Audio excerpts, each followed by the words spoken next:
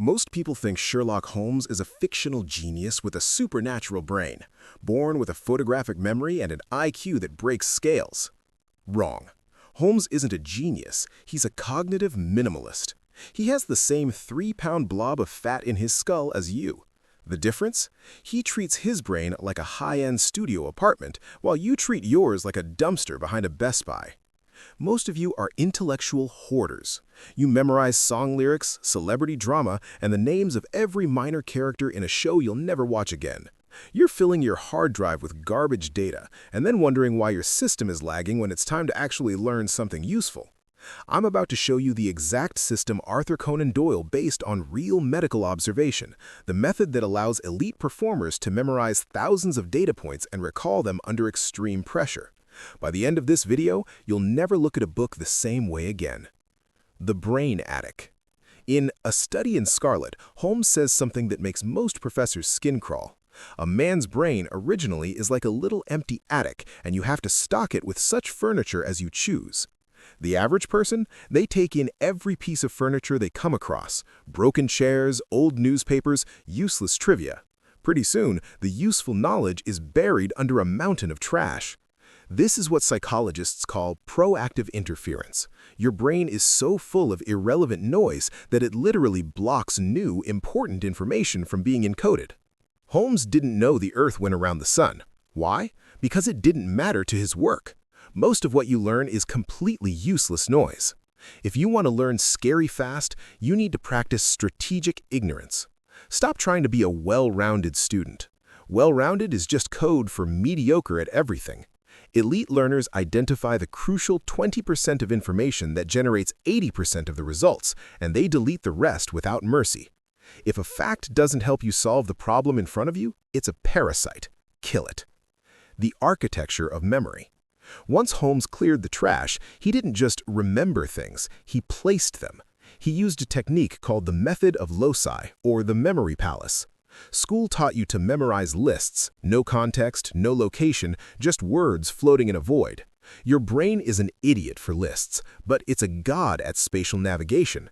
Evolution didn't design you to remember 50 vocabulary words. It designed you to remember where the lion is hiding and how to get back to your cave. Here is the hack.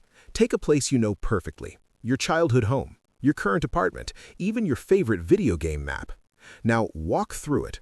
To memorize a complex process, place a vivid, ridiculous image of each step in a specific corner. Need to remember the laws of thermodynamics? Put a giant, melting ice cube on your sofa. Put a screaming steam engine in your kitchen. When you need the info, you don't study, you just take a walk in your head. A study from the University of Arizona showed that students using spatial anchoring retained 300% more information than those using rote memorization. Don't just read the data. Build the house. The science of deduction, active retrieval. Most people study by rereading their notes and highlighting sentences like idiots. This creates the illusion of competence. You recognize the words, so your brain tricks you into thinking you know the material. You don't. You're just looking at the gym without lifting a single weight. Holmes didn't just observe, he deduced. He forced his brain to work backward from the evidence. In cognitive science, we call this active recall. If you want to master a subject, close the book every 10 minutes and ask yourself, what did I just read? If you can't explain it simply to an imaginary 5-year-old, you haven't learned it. You've just rented the information. The struggle to remember, that brain sweating feeling, is the biological signal that tells your neurochemistry to lock the data in permanently. No struggle, no learning. Hit subscribe before your brain deletes this entire video. We fix leaky buckets here. Cognitive pacing. The final secret of the Holmes method is how he handled his downtime. When he hit a wall on a case, he didn't grind for 12 hours straight like a hustle culture idiot. He played the violin. He sat in silence for 3 days. He was using productive procrastination. When you stop consciously thinking about a problem, your diffuse mode of thinking takes over. Your subconscious starts cross-training, linking your new data to everything else you already know. This is why your best ideas happen in the shower. Your brain isn't off, it's finally free from your conscious interference. Stop cramming, start spacing. The protocol. You can keep being average. You can keep reading books and forgetting them 3 days later, or you can treat your brain like the elite tool it is. 1. Clear the attic. If it's not the 20%, delete it. 2. Build the palace. Anchor data to physical locations. 3. Deduce. Don't review. Use active recall until your brain sweats. But even if you do all of this, there's still one problem. You have the method, but you don't have the fuel.